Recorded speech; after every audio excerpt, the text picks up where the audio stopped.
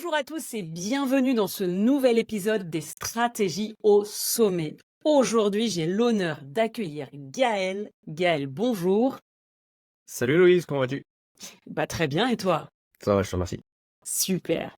Gaël, on s'est rencontrés cet été dans un mastermind de Laurent Alventosa et j'avais beaucoup aimé ta philosophie, ta façon de voir le marketing, ce qui fait que tu m'as accompagnée et finalement, tu es un petit peu l'une des raisons qui fait que je suis là où j'en suis aujourd'hui. Et c'est l'une des raisons de ce podcast et de fait qu'on parle de management parce que tu as un art. C'est de forcer la personne à aller dans ce qu'elle sait faire, dans sa zone de génie et tu l'aides vraiment à faire sortir ça d'elle-même et tu transformes finalement les gens et leur offre derrière avec ça. Et ça, franchement, j'adore. Tu pourras nous en dire plus. Avec T'es plaisir. un, hein? Avec plaisir, je pourrais t'en dire plus. Super, je sais que tu adores ça et on va justement aujourd'hui faire le lien avec le management. Vous allez voir, ça va être vous a préparé des pépites. Donc Gaëlle, je vais te laisser la parole. Est-ce que tu peux nous dire un petit peu plus ton parcours, ce qui fait que tu fais ce que tu fais aujourd'hui et qui tu es? Bah écoute, je te remercie déjà Loïse de m'inviter aujourd'hui sur ton podcast, ça me fait très plaisir. En plus j'ai été là avec toi aux prémices du podcast, donc c'est vraiment un honneur d'être ici et de voir que t'es passé à l'action, tu as fait ce qu'il y avait à faire pour obtenir pour être là aujourd'hui. Donc si vous nous écoutez aujourd'hui, sachez que voilà, très beau passage à l'action de la part de Héloïse. Hum, donc comment j'en suis arrivé là? C'est une très bonne question. Hem, donc aujourd'hui, en fait, je me définis, comme étant un, consultant dans la thématique du marketing et plus particulièrement du marketing qui amène à l'achat. Donc pas juste du marketing, mais vraiment du marketing qui est lié à la vente et sur cette partie-là, donc ce qui s'est passé, c'est à la base, moi, si on remonte jusqu'à ma naissance, j'ai toujours été dans la vente avec des parents qui étaient des vendeurs de chaussettes Burlington. Et ensuite, ils ont eu des magasins. Et donc, en fait, quand tu es un enfant de commerçant, ce que tu fais les week-ends, tu vas vendre du prêt-à-porter, parce qu'ils sont passés des chaussettes ensuite au prêt-à-porter, donc des costumes. Et on part en tout tournée également avec mes parents quand ils allaient faire leur vente, etc. Donc j'ai toujours été baigné dans la vente. Et j'ai toujours eu au fond de moi ce désir d'avoir une entreprise et de vendre. Et entre-temps, j'ai fait des études d'informatique. À 22 ans, voilà, enfin non, je travaillais chez Microsoft. À 25 ans, j'ai lancé 2 satellites. Et ça s'est pas toujours là, dit comme ça, tu dis: «Ouais, trop bien, c'était fantastique». Mais en fait, ce qui s'est passé, c'est que derrière tout ça, quand j'étais en si je remonte et quand j'étais en 4e, 3e, j'avais 2 choses qui se passaient. C'est un, j'étais harcelé quand j'étais à l'école parce que j'ai été, l'intello de la classe, tu vois? J'étais, en gros dans les 3 premiers de la classe, tu vois, sur le podium. Et à la maison, j'étais rabaissé. Donc j'étais harcelé à l'école, rabaissé à la maison. Et ce qui se passe, c'est quand t'as ce combo, ce qui se passe, c'est que petit à petit, en fait, je venais éteindre et étouffer la flamme intérieure que j'avais. T'es jamais C'est assez, quoi. c'est Nulle ça, part. c'est jamais assez. Et si tu exprimes vraiment qui tu es, en gros, tu te fais taper dessus. Ouais. Et ça, c'est chaud, tu vois. Mm. Et donc, petit à petit, je suis passé donc de ce top 3 à la moyenne confortable. C'est le Mm. mec qui fait pas trop de vagues. Le mec, tu sais, qui sent qu'il a un potentiel, mais qui ose pas vraiment complètement l'exprimer. Et malgré ça, tu vois, j'ai quand même réussi. Bah voilà, à 22 ans, je suis dans une des plus grosses entreprises mondiales qui s'appelle Microsoft. À Mm. 25 ans, j'envoie un premier satellite, un deuxième à l'âge de 26 ou 27. Et ensuite, Ouais. je bosse pour un des leaders mondiaux en informatique en termes d'hébergement. Et malgré tout ça, j'étais pas plus que ça heureux. Du coup, en fait, je lance mon entreprise. Et ce que j'ai découvert au fur et à mesure des années, c'est qu'en fait, j'étais pas le seul dans cette situation-là. Il Mm. y a beaucoup d'autres entrepreneurs et d'autres entreprises qui ont ce que j'appelle un diamant brut à l'intérieur d'eux et Mm. et eux, ils ne s'autorisent pas en fait à le laisser briller, à laisser s'exprimer pleinement la flamme intérieure qu'ils ont à cause d'eux. C'est comme si elle était étouffée. Et quand tu étouffes un feu, au bout il meurt petit à petit. Et pour moi, il y a 3 choses principales qui font que les entrepreneurs sont dans cette situation-là, et même les gens en général, mais moi je me concentre vraiment sur les entrepreneurs. C'est l'école qui globalement explique à des enfants qui sont pleins d'énergie, envie de faire plein de trucs, de grimper aux arbres, etc., qui doivent se taire, ils doivent rester assis pendant 6 7 heures pendant la journée, qu'ils ont que un quart d'heure de temps en temps, enfin 2 3 fois par jour, pour s'amuser et se défouler. Deuxièmement, tu as la société à l'heure actuelle, simple, il suffit que tu regardes ce qui se passe dans le monde, on va pas rentrer dans ce débat-là, mais tu mets juste les informations et observe d'une manière critique ce qui est dit, la manière dont c'est dit, et de quelle façon est-ce que les, les actualités sont anticipées. Et le point numéro 3, sous couvert de bienveillance, c'est la famille, qui, globalement, si tu fais mieux que différent d'eux, il y a une peur d'être sorti du clan. Donc ça, c'est quelque chose qui est ancré en nous, c'est dans l'espèce humaine. Et en fait, on a cette peur de se dire, bah, si je suis trop différent, je ne vais plus être aimé de mon père, de ma mère, mes frères et sœurs vont arrêter de me parler, etc., etc. Et du coup, en fait, bah, on se limite énormément. Et moi, ce que je propose à mes clients, et c'est tout le travail qu'on est amené à faire, j'ai un processus qui s'appelle l'extracteur de valeur. On vient venir extraire bah, cette unicité. Venir révéler au monde, moi j'aime bien cette métaphore du diamant, de prendre le diamant qui est brut. Ensemble, on va l'extraire, on va le polir, on va le tailler, le mettre sur une bague, ensuite le présenter dans un joli écrin et mettre un petit nœud avant de le présenter à son client. Super, merci beaucoup. Avec plaisir. Ça me parle beaucoup, évidemment. Mais on a eu le même parcours sur l'école et c'est vrai que pour moi, c'est beaucoup lié au leadership. Quand on s'accepte réellement en tant que leader, on accepte son unicité, on accepte de rayonner et sa toute puissance telle qu'elle est et on se met pas de frein. Alors ça demande souvent un gros travail qui est pas encore totalement fini d'ailleurs pour moi, mais et un manager, c'est aussi et un CEO qui manage des personnes, c'est aussi quelqu'un qui se connaît. Donc ça doit passer par ce travail-là, de se connaître réellement, donc de développement personnel, si on peut dire ça comme ça. Mais en tout cas, c'est extrêmement important parce que plus tu es toi-même, plus les gens se sentent bien avec toi, puis ils se sentent pas de faux, et donc plus ils te donnent aussi des choses, et ils osent eux-mêmes être eux-mêmes, donc c'est hyper important. Et c'est un chemin, tu vois. Oui, C'est pas genre, complètement. t'arrives c'est pas en gros, c'est un peu comme une montagne sans sommet, tu vois. Tu continues à escalader, à monter et à chaque fois, en fait, tu vas découvrir certains aspects à retirer un peu comme un oignon, tu vois? Bah, chaque fois, tu viens retirer imagine-toi un oignon qui a pas de fin, bah, enfin qui est énorme. À chaque fois, tu viens retirer une couche, Ouais, qui te permet, tu vois, toi, de te sentir mieux. Les gens utilisent souvent le mot se sentir se sentir authentique et c'est ça et donc en fait, à chaque fois, bah, tu vas, voir des aspects de toi qui font que enfin, qui est une entrave à cette libération. complètement. Et comme tu dis, on n'a jamais fini d'apprendre à se connaître parce qu'on évolue, parce que la vie nous fait évoluer, parce qu'on sort de sa zone de confort. Donc, évidemment, on recrée une nouvelle identité, etc. Et donc, tout ça, c'est en effet un processus. Super. C'est ça. Merci beaucoup. Quand on a préparé ce podcast ensemble, tu m'as partagé une expérience dans une entreprise où il y avait un genre de processus de reformatage des managers à l'arrivée. Ouais. Est-ce que tu peux nous en dire un peu plus et surtout comment ils étaient avant et comment ils étaient après? Qu'est-ce que ça a apporté ce reformatage? Ouais, bien sûr. Donc cette entreprise, c'est la dernière entreprise, pour laquelle j'ai travaillé qui s'appelle, Rackspace. Donc, pour la situer, parce que c'est le genre enfin, c'est une entreprise qui fait plus de 2 milliards de dollars de chiffre Mmh. d'affaires au moment où je l'ai quitté, hein, ça remonte à 2016 si mes souvenirs sont bons, Ça en a remonté. 2016 et avec une croissance à 2 chiffres trimestriels en pourcentage, donc au moins 10 entre 10 et 20 en général, de croissance trimestre après trimestre, donc très grosse entreprise. Néanmoins, on était à 2 milliards de dollars mais il y avait entre guillemets que entre 5 et 6 000 employés. Donc Pas c'est énorme. pas énorme en termes de personnes. Pour moi, ce qui a fait vraiment la grosse différence, c'est la manière dont l'entreprise accueillait les employés. Déjà, les employés, ils s'appelaient pas des employés. Moi, c'est un truc qui m'a surpris quand j'ai fait. Donc, j'ai été. Alors, ça s'appelle. J'ai été contacté par un chasseur de tête Mmh. à l'époque, quand je vivais à Londres. Et ils parlaient pas d'employés, ils parlaient de talents. Donc, eux, ils recrutaient des talents, ils recrutaient pas des employés. Déjà, je me suis dit, ouais, c'est assez intéressant, tu vois, leur Mmh. manière de me parler.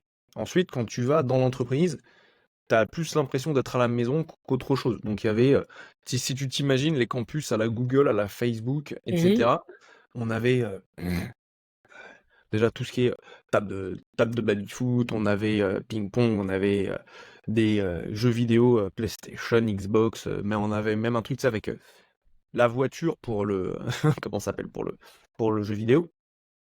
on avait une université, on avait du pressing, on avait une poste, on avait une salle de sport, on avait des massages. Et une fois par trimestre, on avait un budget alloué par l'entreprise, ok, Mhm. pour faire des activités fun, tu vois. Donc on a fait un trimestre, on allait faire du quad, on allait voir il y a un cinéma long qui s'appelle un IMAX, qui a un écran, je crois à l'époque ça devait être l'écran de cinéma le plus grand en Europe. Et donc on avait tous un budget pour faire ça. On a même par parti, tu vois, un week-end en Irlande à Dublin Ouais. avec toute l'équipe.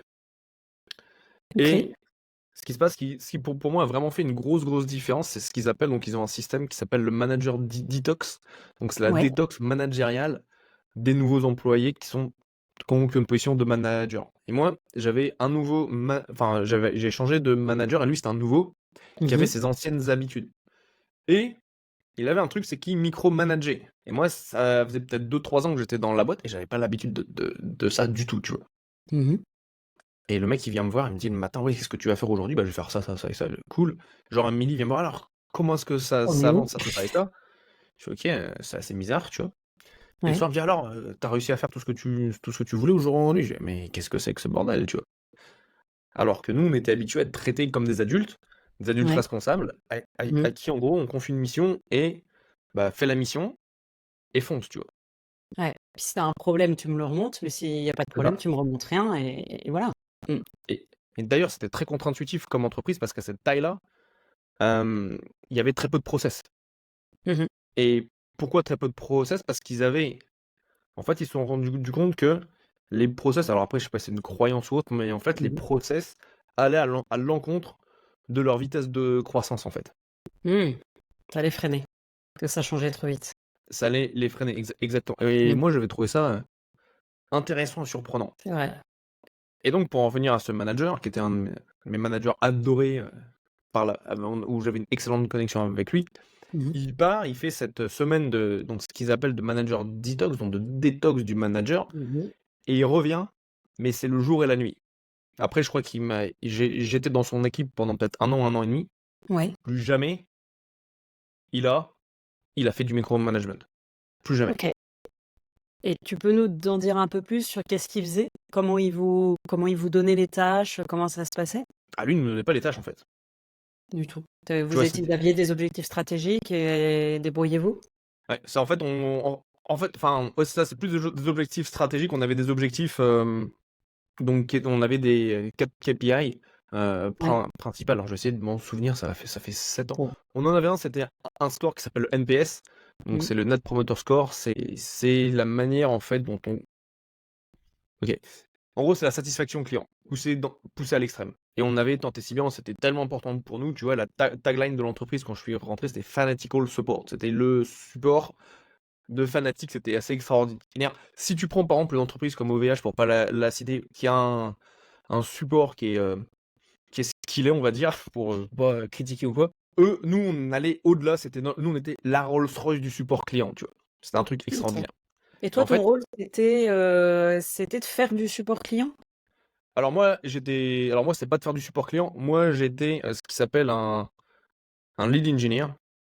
Et Ouais. un lead engineer, c'était en fait, j'étais en charge de la stratégie technique de mes clients, D'accord. leur croissance. Ok. Donc, Donc en fait, un tu étais exemple, en autonomie vis-à-vis de tes clients et c'est pour ça que tu avais que des KPI et derrière, tu gérais toi-même.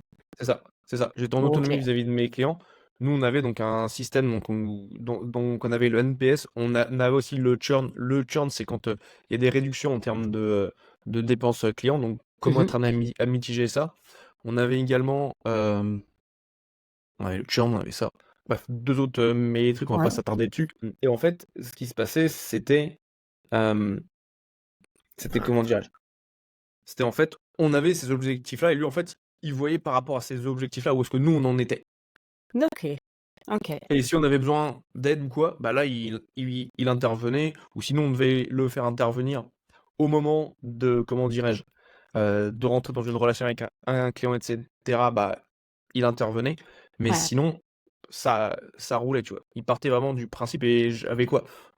Alors, c'était pas du management parce que je manageais pas les équipes, mais j'avais en gros, en ressources, une dizaine d'équipes dans lesquelles je pouvais aller prendre des ressources, tu vois. Donc, j'allais avoir des administrateurs système, des administrateurs de réseau, du stockage, de la virtualisation, de l'hébergement, etc., etc., etc.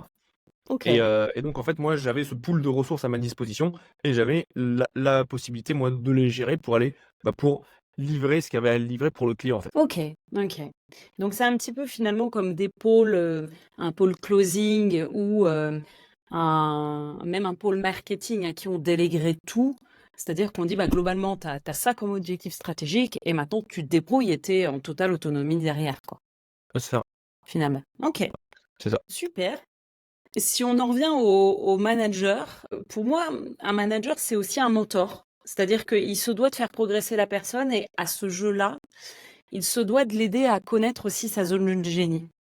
Et j'aurais aimé que tu nous parles un petit peu, toi, de ce que tu fais avec tes clients et d'essayer de le transposer avec l'expérience que tu as pu avoir. Comment tu pourrais donner des clés aux personnes qui nous écoutent pour que eux aussi, face à leurs collaborateurs, ils puissent être des bons mentors, et qui fait confiance et qui permet à la personne de sortir aussi sa zone de génie. Très bonne question. Moi, déjà, enfin, pour mettre du contexte, je pense que j'ai réussi à faire ça et à le faire. C'est quelque chose qui est ancré justement dans mon histoire, où moi, en fait, Ouais, j'ai été amené à être élevé par 10 personnes différentes en plus de mes parents. d'accord.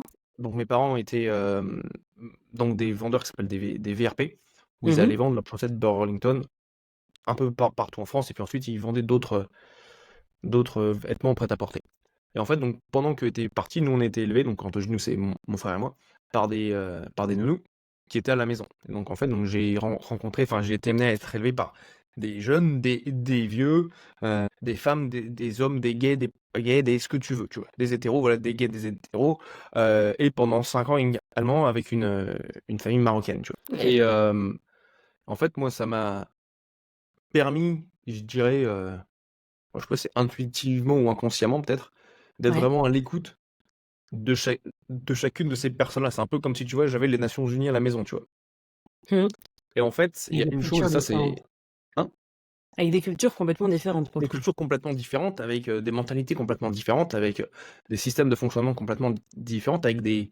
Tu vois, il y avait une personne qui avait quoi, 75, 80 ans, qui était venue s'occuper de nous, tu vois, bah, c'est pas la même chose que quand t'as une personne qui a 18 ans ou 19 ans, tu vois. Oui, Ils ont pas la même complètement. façon de fonctionner, etc. Et, euh, et en fait, ce qui se passe, c'est que, et ça, c'est un de mes clients qui me l'a fait remarquer, qui s'appelle le maître Joseph Béchalani, et il me dit, Gaël, je vais t'appeler Socrate. J'ai dit, mais pourquoi tu vas m'appeler Socrate? Alors, déjà, dans un premier temps, j'ai kiffé. Je me suis dit, ah, trop bien. Tu sais, c'est genre, ah oui, merci, continue. Et puis après, je me suis dit, mais pourquoi Socrate? Et là, il me répond par un mot que je ne connaissais pas. Il me dit, parce que tu fais de la maïeutique. Alors, j'ai dit, la maïeutique, qu'est-ce que c'est? Pour faire simple, la maïeutique, c'est l'art de faire accoucher. Euh, c'est l'art d'aller chercher, en fait, les réponses à l'intérieur des personnes. Et en fait, ce Oui. qui se passe, c'est que pour moi, on a tous, et ça, je le valide à chaque fois, à chaque fois, à chaque fois, à chaque fois, quand je pose des questions pertinentes, quand la personne prend du temps pour avoir un moment où elle fait entre guillemets, de la réflexion, du miroir avec elle-même, elle se rend compte qu'en fait, elle a déjà tout à l'intérieur d'elle. Mhm. Il n'y a rien qui manque, tout est déjà là, en fait. Et donc ça, c'est la première chose. Donc pour chaque personne, chaque individu, voilà, qui nous écoute, sachez que vous avez déjà ça en vous. C'est déjà la bonne nouvelle du podcast, tu vois, la bonne nouvelle de la journée. Maintenant, pour aller venir le chercher, donc moi, c'est ce que je fais avec mes clients, et tout se passe dans l'écoute. Donc si vous êtes manager, si vous avez des équipes à gérer, etc., tout va se passer dans l'écoute. C'est-à-dire, vous fermez vos bouches, enfin, vous posez une question, Mhm. vous fermez vos bouches et vous écoutez la réponse. Mais vous écoutez vraiment la réponse, pas juste la réponse que vous pensez que la personne a dite. Et ça, c'est très important. Et à partir de là, en fait, en venant guider la conversation par l'intermédiaire de questions, et souvent de questions ouvertes, c'est beaucoup mieux. Oui. Tu peux préciser ce que c'est une question ouverte? Bah, une question ouverte, c'est une question dont la réponse n'est pas oui ou non. Exemple, D'accord. si je te pose la question, est-ce que tu aimes le chocolat? Oui ou non? Non. Bah, Alors, c'est une bonne non, question. Quel type très de bien. chocolat tu aimes? Là, je vais te Et une faire pile un de roman. chocolat, c'est ça. C'est ça, c'est exactement ça. Et donc, en fait, c'est déjà comprendre ça. Et ça, je peux reprendre le moyen mnémotechnique de Laurent Stanley Alventosa. Mhm. Et c'est CQQ, c'est occupé. Ouais. Ou c'est quoi, où, c'est qui, Comment, c'est qui, quand. quoi, quand. Vous avez compris l'idée. Moi, il me manque toujours un, mais je le Pareil, connais comme ça aussi, on s'en souvient beaucoup mieux. C'est c'est cucu, ça. c'est occupé. Je le connais aussi comme ça, ouais. Attends, je vais prendre sur comment ça s'appelle, sur notre ami Google va pouvoir nous le dire. C'est combien qui nous manque, je pense. C'est combien? On a combien, comment, où, pourquoi, qui, quoi, quand. Alors c'est dans le désordre, mais c'est l'idée, voilà. Si ça vous intéresse, je suis sûr que vous allez trouver sur Google. Et donc en fait, c'est C'est ça qui va vous quintilien. permettre d'avoir des questions ouvertes. C'est l'examètre de quintilien, si je me trompe pas. Pardon? Ça s'appelle l'examètre de quintilien, si je me trompe pas. Très bien, je ne connais pas, mais allez-y, foncez, allez chercher ce que c'est. Et en fait, c'est ce qui va me permettre de le trouver. Et très souvent, en fait, on va découvrir sa zone de génie à partir du moment où on arrête de penser uniquement à ce que nous on veut faire, qu'on commence à comprendre l'impact et les conséquences de ce qu'on fait dans la vie des autres. À partir du moment où, et là c'est une question très puissante, c'est de se poser et alors? C'est je fais ça et alors? Qu'est-ce que ça permet à la personne en face? Quel va être son bénéfice à elle? Et pour ça, si je remonte d'un cran, c'est de venir comprendre quels sont les problèmes que vous allez résoudre. Ouais. Encore une fois, la question clé à se poser, c'est et alors?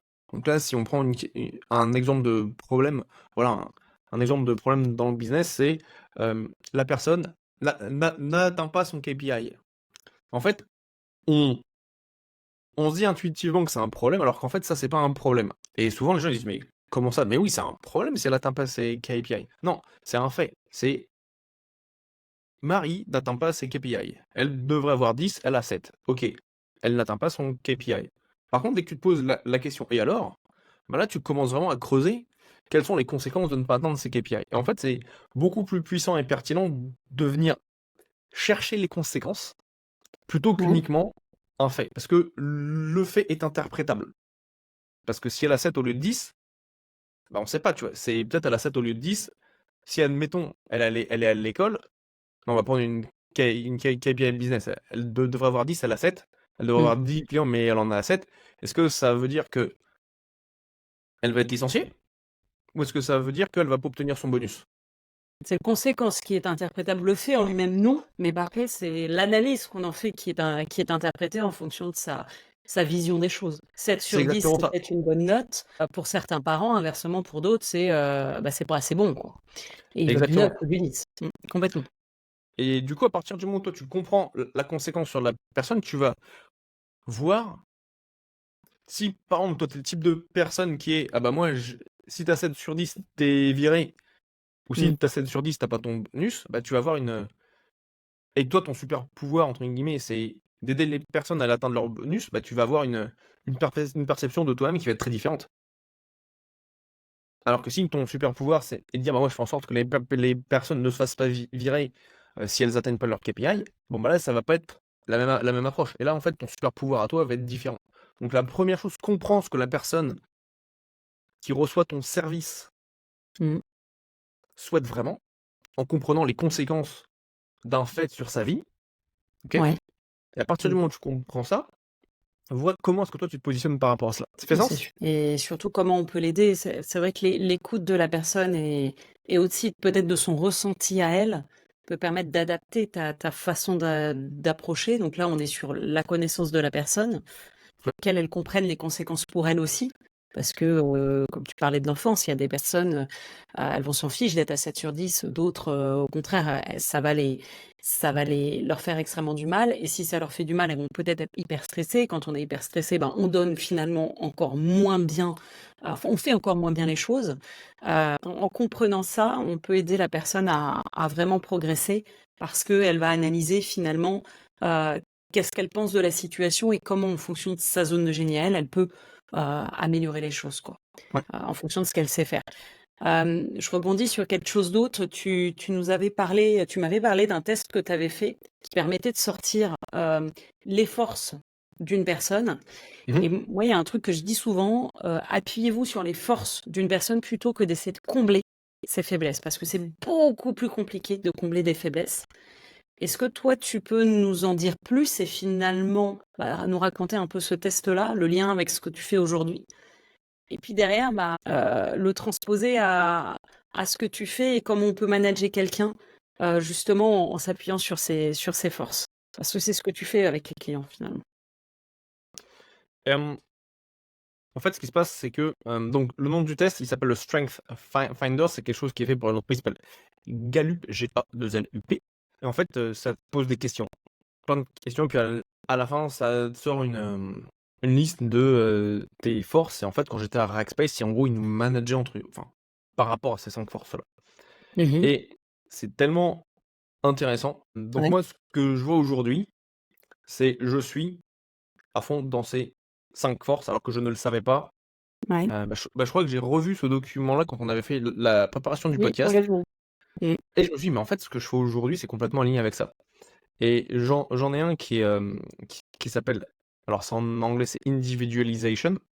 Mmh. Et je vais vous le lire en anglais, ensuite je vais vous le traduire. C'est People who are especially talented in the individualization theme are intrigued with the unique qualities of each person. Donc, ce qui veut dire que les personnes qui sont particulièrement talentueuses dans ce thème de l'individualisation sont intriguées par les qualités uniques de chaque personne, Ouais. ce qui est en plein dans ce que je fais. Et la suite, c'est They have a gift for figuring out how people who are different can work together productively. Pour comprendre comment des personnes qui sont différentes peuvent travailler ensemble. Et en fait, ce qui se passe, c'est qu'à partir du moment où j'ai compris ça, tu sais, c'est genre, t'as une clarté absolue sur Mmh. quelque chose que je faisais de manière intuitive. Ouais, Ah, cling! Ah bah, je suis bien à ma place, tu vois. ouais. Parce que ça fait sens, tu vois. De venir comprendre ce qui est unique chez toi, chez mes autres clients, et ensuite de venir l'exprimer. Et c'était quoi ta question à l'origine? J'essayais alors déjà que tu nous expliques, donc ça tu l'as fait sur, qu'est-ce qu'apportait ce test? Hmm. Et pour moi, il peut, se connaître soi si tu veux, ça permet de manager correctement les gens, mais de forcer les autres à apprendre à se connaître à travers les questions, à travers, notre écoute qu'on peut avoir. Donc, le fameux, CQQ, c'est occupé dont on parlait. Tu leur permets d'apprendre à se connaître et derrière toi en tant que manager, d'appuyer sur les forces plutôt que, sur les faiblesses. Et donc, ma question était, est-ce que tu peux nous en dire plus sur comment tu mets ça en œuvre auprès de tes clients? Pour aider finalement des managers demain à faire la même chose avec leurs équipes. Ouais. Alors moi, ouais, très bonne question. Comment est-ce que eux, en fait, viennent le manifester? Très bonne question. Très bonne question. Déjà, la première chose, c'est de venir s'appuyer sur ses forces et, et pas vouloir améliorer ses faiblesses. Tu vois, je vais te donner un exemple au golf. J'adore le golf. Oui, Tiger Woods, pendant longtemps, il avait un problème, c'est qu'il était mauvais dans les bunkers. Donc, l'approche traditionnelle, ce serait de dire, bah, aujourd'hui, tu vas faire du bunker, tu vois, pour être oui. meilleur au bunker. Mais le truc, en gros, tu fais un truc que lui, déjà, il aime pas, auquel il est pas bon, et À le motiver. matin, en se levant, il va se dire, aujourd'hui, je vais faire un truc qui me fait chier. Mmh. Mais personne aime ça, tu vois. Et donc, en fait, son coach de l'époque, il lui a dit, mais en fait, à la place de t'apprendre à sortir du bunker, on va surtout faire en sorte que tu y rentres pas. Et donc, en fait, il s'est entraîné à la place de sortir, de pas y rentrer. Et il a eu la carrière qu'on connaît tous, tu vois. Et c'est pareil dans n'importe quel domaine de vie, Ah, encore plus dans l'entreprise, tu vois. Si tu fais un truc que t'aimes pas, qui te saoule, tu sens bien que si tu te mens pas, et si tu es honnête avec toi-même, et que ouais, t'essayes pas de faire parce que ça fait bien, tu sais bien que ton énergie, elle tombe. Tu ouais, sais bien que t'es pas en kiff. Tu sais bien que tu peux être triste en le faisant, que tu procrastines, que tu vas scroller sur Instagram, que tu vas faire un tour dans le frigo, que tu vas aller parler avec tes collègues à la machine à café, etc., etc. En fait, c'est d'aller bosser sur les trucs où toi t'es excellent, parce qu'en fait, c'est là où tu fais la plus grosse différence. Et pour mes clients, c'est ce qui va se passer aussi. Tu vois, c'est à ouais. partir du moment où, en fait, moi, il y a 3 choses, en fait, que je vais apporter à mes clients et qui fonctionnent Mmh. un peu tic, tic, tic, qui s'enchaînent. La première chose, et ça, c'est ce qu'une personne achète. Donc, pour qu'une personne achète, ça se passe en 3 étapes. Premièrement, c'est le know, like and trust. Dans un premier temps, elle doit te connaître. T'as jamais Mmh. acheté un truc d'un mec que tu ne connais pas. Oui. Ensuite, elle doit t'apprécier. Et point numéro 3, elle doit te faire confiance. Mmh.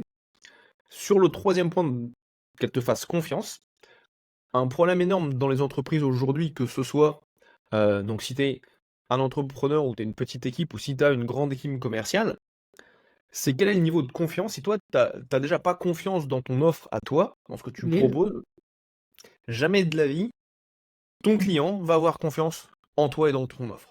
Donc Ouais. la première vente à faire, c'est faire sa vente à soi-même. Ouais. C'est la première chose. Donc dans un premier temps, ils retrouvent confiance dans leur offre. Retrouver confiance dans leur offre, ça leur apporte une confiance en eux. Voire ils ont confiance en eux et après ils ont confiance dans leur offre. Il y a pas vraiment d'ordre dans cette approche-là. Ouais. Et ce qui fait qu'en fait, ils sont OK de regarder droit dans les yeux leurs clients et de leur dire: «Achète, c'est la meilleure chose que tu peux faire». Ouais. Une fois qu'ils ont cette confiance, ils retrouvent de la fierté. Ouais. Fierté dans leur offre, fierté dans leur business, fierté dans ce qu'ils apportent à leurs clients. S'ils ont pas ça, s'ils sont pas fiers de ce qu'ils font, ces gens, ils traînent un boulet parce qu'ils disent: Mmh. «Putain, il faut absolument que je fasse ça», tu vois? Et tu y vas, mais tu y vas à demi-mot, quoi. Alors que quand tu as de la fierté, tu vas en parler sur tous les toits et tu deviens magnétique vis-à-vis de ton audience parce que tu te dis: «Putain, lui, il a un truc que les autres n'ont pas». Ouais. Et le troisième point qui se passe, c'est que tu vas retrouver de la joie et tu vas Mmh. avoir la joie de parler de ce que tu fais, d'aller au boulot, de, communiquer auprès de tes équipes, de communiquer auprès de tes clients et cetera, parce que tu sais que tu as confiance dans ton offre et que tu en es fier. Ouais. Alors que si tu as pas ça et quand encore une fois, tu te forces à faire ce que tu fais, ça va être très compliqué. Et donc en fait, aller comprendre ces forces-là, ce qui est fort en toi, Mmh. ça te permet vraiment, heu, de venir inspirer, bah, en fait, ton entourage, tes clients, tes équipes. Ouais, si je fais le parallèle avec le management, la première chose pour moi sur, avoir un collaborateur, en fait, ça commence largement avant, de commencer à rédiger une annonce, en fait, c'est de savoir exactement ce qu'on a besoin pour justement mettre la bonne personne à la bonne place. Donc de Mmh commencer par définir qu'est-ce qu'on va lui faire faire à cette personne et où est-ce qu'on veut l'amener demain. Parce que, Yes. comme tu dis, les gens n'aiment pas faire des choses qui n'aiment pas, enfin, ils sont pas performants quand ils font des choses qu'ils Ouais. n'aiment pas. Et donc, ça sert à rien d'embaucher quelqu'un pour qu'au bout de 2 mois, ou même 1 an, on n'en ait plus besoin parce qu'on va lui faire faire quelque chose qu'il n'aime pas. Donc c'est pour ça, pour moi, c'est important de se projeter. C'est la vision de l'entreprise et c'est plus que la vision, c'est un petit peu les grandes étapes qu'il va y avoir sur 1 an, 2 ans, 3 ans, pour essayer d'avoir des collaborations qui tiennent parce qu'évidemment, à chaque fois que tu fais re-rentrer quelqu'un, ça a un coût et donc on essaye d'avoir le moins de turnover. Donc la première chose, Mmh. c'est ça. Et après, tu rédiges ton annonce en fonction de ce que tu as besoin pour attirer les personnes à toi qui vont répondre à tes Ouais. besoins. Mais au moment où tu passes l'entretien, c'est pareil. Tu donnes un peu du sens, tu expliques ce que ça va être de travailler avec toi. Tu permets à la personne de se projeter.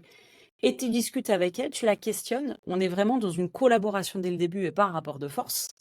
On est sur une collaboration où on essaye d'échanger sur les forces des 2. Bah, voilà, moi, comme je manage, moi, j'explique vraiment: «Écoute, avec moi, c'est comme ci, comme ça. Est-ce que ça te va?»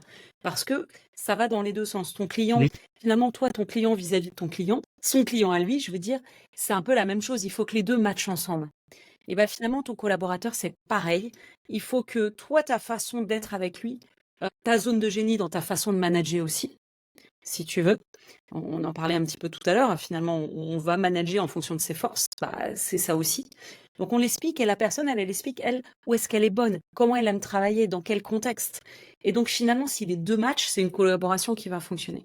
Et puis après, quand tu es avec la personne, bah, c'est de la mettre dans cette zone de génie-là. Et si Ouais. elle a du mal à la, à la, à l'identifier, c'est de lui donner des petites choses à faire au fur et à mesure et d'augmenter au fur et à mesure ses responsabilités pour qu'elle teste, elle sorte de sa zone de confort et derrière, on la questionne et on lui donne confiance en elle. Parce que tu l'as dit, quand on a confiance en soi, on est beaucoup plus motivé, on est plus performant, on rayonne plus. Donc en plus, le travail, il est mieux fait. Puis si on est face à des clients, pour notre client aussi, bah, on rayonne plus, on ose plus envie. Un closer à qui on a tapé dessus, on lui a dit t'es mauvais, pas être bon face au client. Un Mmh. closer qu'on a essayé de lui dire, bah ok, toi t'es bon dans quel domaine de closing ou quelle façon de faire du closing et qu'on lui dise, ok, on va revoir la façon de le scénario pour qu'il colle à ta zone de génie.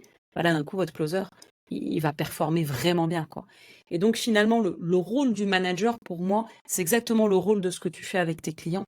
c'est d'écouter la personne, de la questionner pour qu'elle comprenne qui elle est, de la mettre sur un terrain de jeu pour qu'elle teste des choses, que tes clients, c'est pareil. Ils testent un petit peu des choses, ils testent une offre, ils voient si ça marche, Ouais. ils adaptent, etc. C'est le processus qu'ils ont compris, même ils continuent après quand ils sont plus avec toi. Et ben, avec le manager, c'est exactement pareil. On va le faire travailler doucement pour qu'il Ouais. comprenne qui il est et derrière, on va le pousser dans ses forces. Et ça sert vraiment à rien si vous avez quelqu'un qui performe pas d'aller lui taper dessus toutes les 3 minutes en lui disant t'es mauvais ou t'es pas bon ou ça va pas. Ouais. Il y a des façons de faire des feedbacks. Oui, on doit faire progresser les gens, mais il y a un moment donné, quand il est sur quelque chose où il performe pas, c'est pas la peine, quoi. Et pour moi, c'est le rôle complètement du manager. Ouais, c'est bon. Et puis si tu fais bosser un mec sur un truc qu'il aime pas, ça, il va mal le faire. Oui, en Lui, il va plus. mal le faire. Et comme lui il le fait mal, toi en tant que manager, ça va te saouler. Oui, oui. Et Et en donc, plus, tu vas te mettre à micromanager, dont on parlait tout à l'heure. Donc, plus ouais. tu micromanages, plus la personne, elle est stressée de faire des erreurs, plus elle va en faire. Et donc, finalement, tu rentres dans un cercle vicieux qui n'est pas du tout fonctionnel. Alors que peut-être que tu avais quelqu'un qui était très bon, mais c'est toi qui l'as mis au mauvais endroit. Et Vas-y. ça, c'est intéressant. Parce que ça, c'est avoir cette compréhension-là.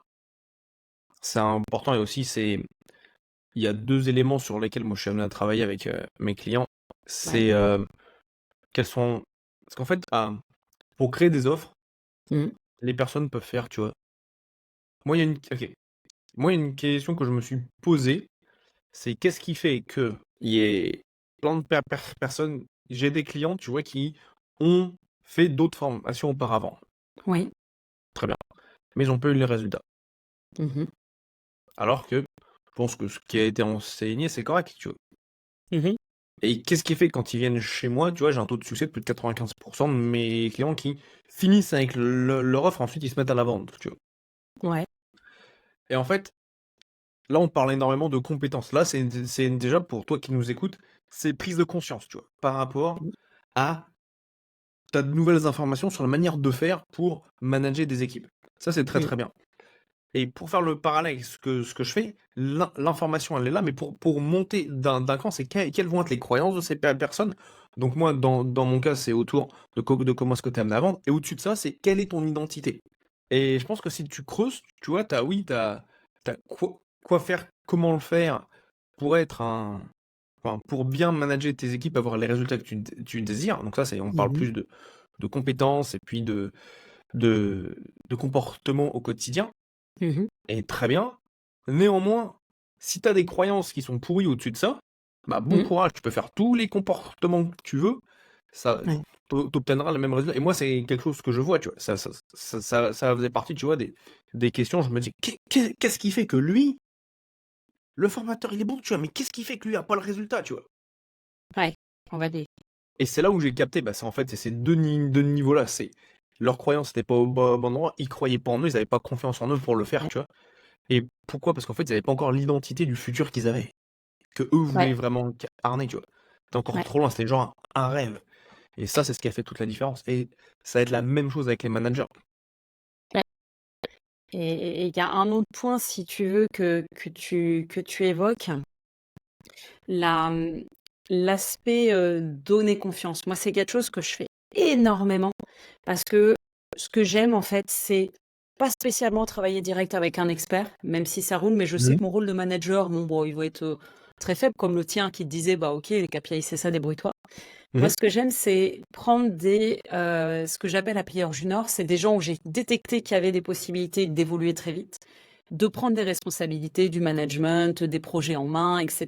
C'est-à-dire des gens qui restent pas dans l'opérationnel, sont plutôt à un niveau stratégique, mais qui n'ont pas confiance en eux. Et Mhm. souvent, ce qu'on voit, et je pense que tu le vois beaucoup chez tes clients aussi, plus les personnes sont compétentes, plus elles sont intelligentes, moins elles ont confiance en elles. Allez, on va reprendre. Je vais juste expliquer pourquoi je me retrouve avec un énorme casque. C'est parce qu'il y a énormément de bruit chez moi et que j'entendais plus Gaël. Donc, les joies du direct, j'ai été mettre un casque qui fait 3 fois ma tête. Ok, donc on était en train de parler des personnes qui sont très compétentes mais qui n'en ont pas conscience.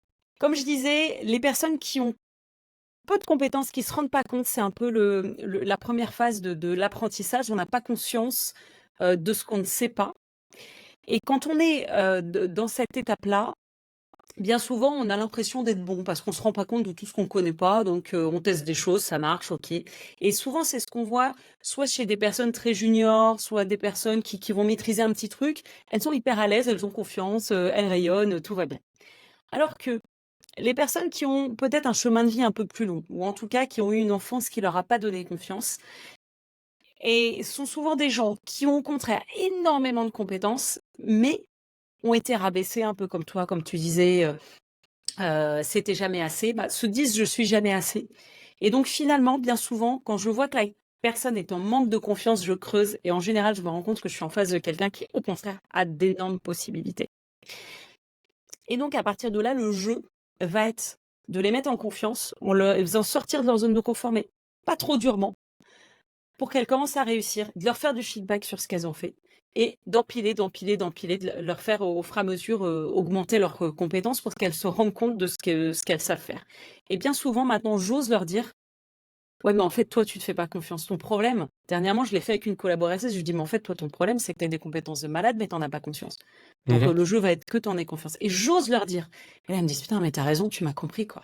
Et là, la personne, d'un coup, elle se sent écoutée, compris, tu l'as motivée, mais elle te donne 3 fois plus que si tu avais juste été quelqu'un qui lui tape dessus ou qui lui donne une tâche hyper simple à faire en disant, bon, il est nul, elle se fait pas confiance, donc je lui donne une tâche. Et c'est l'inverse, tu as des gens qui, putain, tu leur as changé leur life, quoi. Donc en fait, elle te donne, mais à 400 ce qu'elle te donnait avant, quoi. Et Bah, ça, en tant c'est que CEO, quand on a compris ça, et ben en fait, on peut prendre ce que j'appelle un player junior. Et on les paye certes un petit peu moins cher au début, mais par contre, ils vont te donner mais tellement plus dans l'entreprise et c'est vraiment génial, quoi. bon, ça c'est ouais. Là, t'as résumé exactement, c'est ce dont je parle à mes comment ça s'appelle dans mes conférences.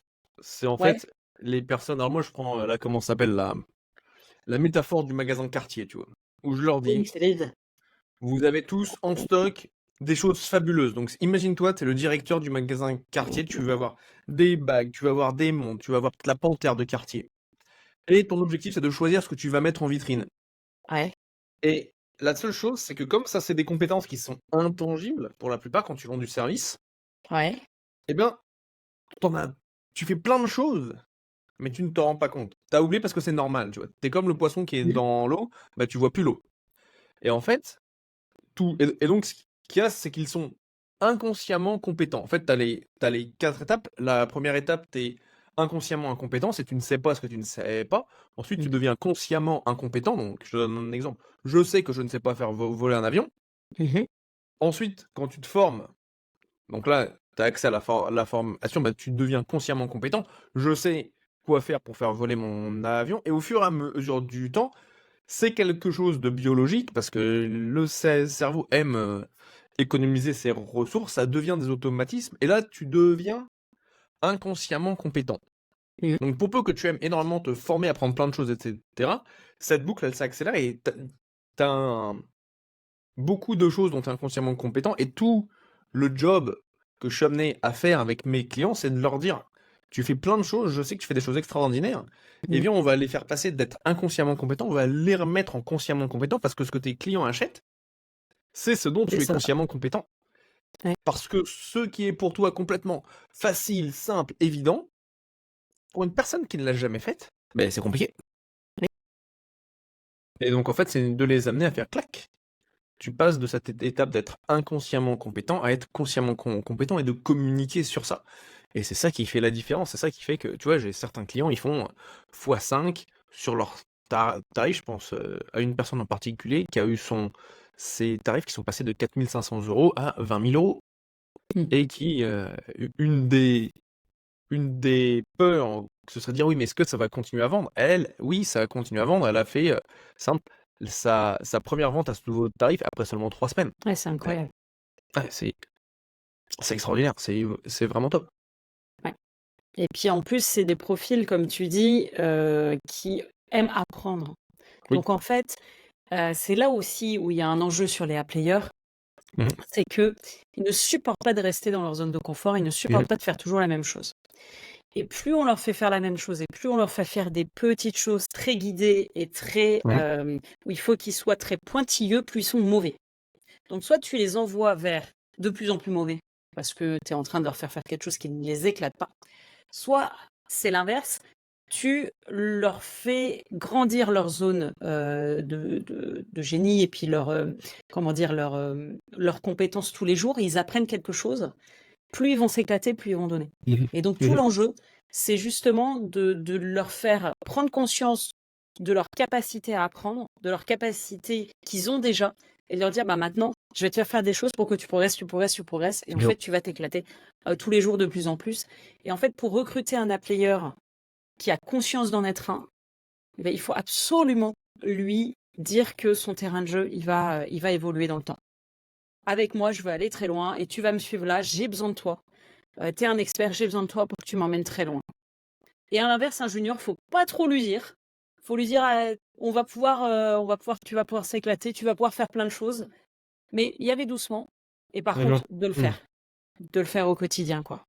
Et ça, c'est vrai, ça change le game complètement au niveau de la productivité, de la motivation, de l'engagement des équipes. Ah, c'est top. Cool cette Ok. distinction là pour les A-players et les juniors. Ouais.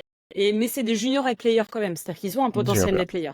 Et je fais vraiment la différence entre des exécutants. Tu as des exécutants performeurs qui vont être des très très bons dans un domaine précis, type un closer ou un administratif, un comptable, mais ils n'auront pas cette vision stratégique, ils pourront pas gérer des équipes, ils vont pas pouvoir prendre le lead d'un projet. Ça, c'est trop complexe pour eux. Par contre, ils vont être très très bons sur des tâches répétitives et pointilleuses. Et cela, on en a besoin sur les projets, on en a besoin dans les entreprises, parce qu'il y a toujours des sujets comme ça. Ouais. Et il faut aussi, faut apprendre à les connaître, apprendre à les comprendre et les laisser là-dedans. Mais par contre, ils vont pouvoir te former les autres sur leurs compétences, leurs hard skills, ça c'est sûr. Ils vont être très bons là-dedans. Et ils vont par contre t'amener du chiffre parce que ils vont être capables de refaire plein de fois la même chose, de l'améliorer un petit peu, etc. C'est pas du tout les mêmes profils. Et pour moi, on a besoin des deux. Et un performer, pour moi, c'est pas un A-player. C'est encore un autre profil, même si un A-player va performer, mais pas dans le sens où je l'entends, où tu performes à faire vraiment de façon pointilleuse quelque chose et pousser et l'améliorer. Là, tu es plutôt sur des profils plutôt exécutants. J'ai pas encore trouvé le bon mot pour l'expliquer, ce profil-là. Ok. On arrive un petit peu à la fin de notre interview. Est-ce que tu peux nous parler un petit peu de tes ambitions à toi là, pour l'avenir? Qu'est-ce que tu vas développer justement avec ta zone de génie? Qu'est-ce que tu as envie d'apporter? Alors, merci de poser la question. Pour moi, tu vois, c'est d'aller chercher. Donc, j'ai un podcast qui s'appelle Le Différenciateur Inné. Oui, Et c'est... c'est d'aller chercher vraiment ce qui va être amené à rendre les entreprises différentes. Pour moi, en fait, tu vois, en termes de mission, de vision, c'est de connecter l'humanité en libérant son potentiel. Et donc, en fait, c'est de continuer dans cette démarche-là, donc en termes de comment être amené, voilà. Et pour moi, c'est quelque chose qui passe, donc là, dans le terme business, par les entreprises. Comment venir émanciper les unicités des entreprises, parce que c'est simple à être il y a pas de valeur à être identique, tu vois. Et ça, tu le vois très très bien. Il n'y a pas de valeur à aller chez Total ou chez Shell pour faire son plein d'essence, tu vois. Il n'y a rien de plus extraordinaire, tu vois. Tu vas à celui qui est le moins cher. Et moi, ce que j'aime beaucoup, c'est être dans ce que j'appelle le premium, le haut de gamme, et vraiment mettre en avant les unicités de chaque business. Donc c'est continuer par rapport à ça. Donc cette ambition, c'est simple, de continuer à avoir des interviews extraordinaires sur ce podcast avec des entrepreneurs, voilà, avec qui on vient creuser, voilà, ce qui va les rendre uniques et différents et qui leur a permis eux de percer dans leur industrie. Ça va être aussi de continuer à aller accompagner les entreprises sur ce chemin de la partie initiale, donc je dirais plantage de graines jusqu'à son éclosion, et faire que les entreprises se grandissent. Et notamment, il y a quelque chose sur lequel j'ai de plus en plus de conversations et de demandes, c'est comment être amené à faire, donc à mettre en place un média, par exemple, comme un podcast, comment faire des partenariats, comment venir faire du réseautage en direct, en physique, pour vraiment venir connecter avec d'autres entreprises, d'autres entrepreneurs, et et que l'entreprise rayonne. Et donc c'est ça les ambitions et le futur dans les mois et les années à venir. Top. Et si on a besoin de toi, qu'on veut te contacter, où est-ce qu'on te retrouve? On me retrouve sur LinkedIn, on peut taper Gaël Régnier dans LinkedIn, donc On mettra le lien. Gaël-R-E-Y-N-I-E-R. Tu mettras le Ouais, lien, je t'en remercie. ouais. Et puis aussi, les personnes qui veulent me découvrir moi, et puis aussi d'autres, tous les entrepreneurs que j'ai pu interviewer jusqu'à aujourd'hui, sur leur plateforme de podcast préférée, ils tapent le différenciateur, enfin ils tapent différenciateur inné, et vous me trouverez là-bas. Super. Eh ben, écoute, je te remercie beaucoup pour cet échange Avec plaisir, Louise. et puis, je te dis, à très bientôt et à vous, j'espère que vous avez appris encore plein de choses sur management, sur vous-même aussi, parce que finalement, on a parlé aussi des entrepreneurs et je vous dis à très bientôt.